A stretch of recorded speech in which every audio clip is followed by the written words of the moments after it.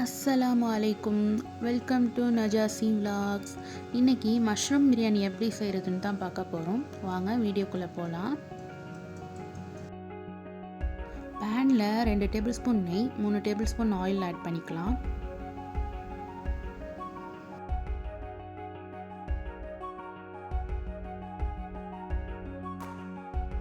பட்டை, கிராம்பு, ஏலக்காய், 1/4 ஸ்பூன் சீரகம் சேர்த்து வறுத்துக்கலாம்.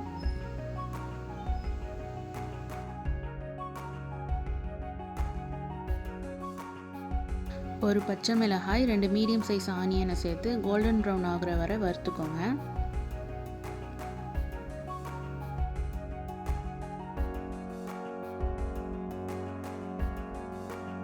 கோல்டன் ப்ரௌன் ஆனதும் பச்சை பட்டாணி சேர்த்துக்கலாம்.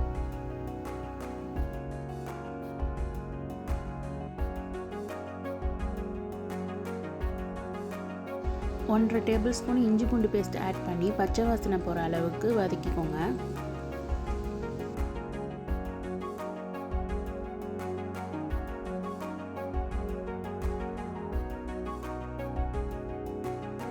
பச்சை வாசனை போனதும் 2 மீடியம் சைஸ் தக்காளி அரைச்ச பேஸ்ட்டையும் புதினா மல்லியும் சேர்த்துக்கலாம்.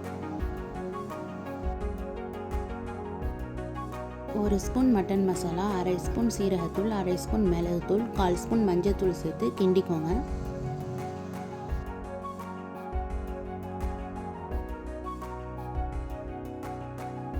தேவையான அளவுக்கு உப்பு சேர்த்து லைம் ஜூஸ் 1 ஸ்பூன் ஆட் பண்ணி கிண்டி விட்டுக்கலாம்.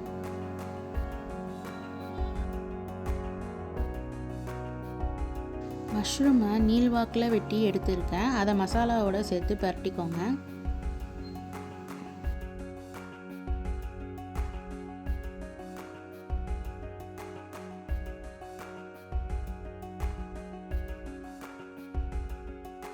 மஷ்ரூம் நல்லா தண்ணி பிரிஞ்சு வந்துருச்சு. 1 கிளாஸ் ரைஸுக்கு 1.5 கிளாஸ் தண்ணி சேர்த்துக்கோங்க.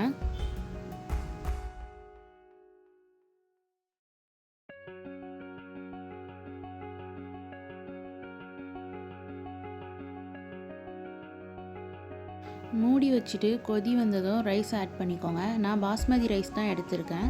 நீங்கள் உங்களுக்கு வேணுங்கிற ரைஸை ஆட் பண்ணிக்கோங்க.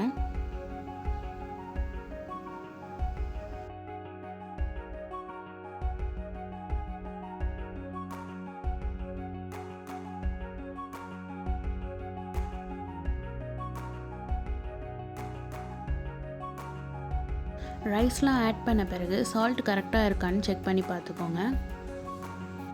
அடுப்பை ஹை ஃப்ளேமில் வச்சு 2 கொதி வந்ததும் மூடி போட்டு சிம்மில் 25 நிமிஷம் வச்சு அடுப்பை ஆஃப் பண்ணிவிடுங்க.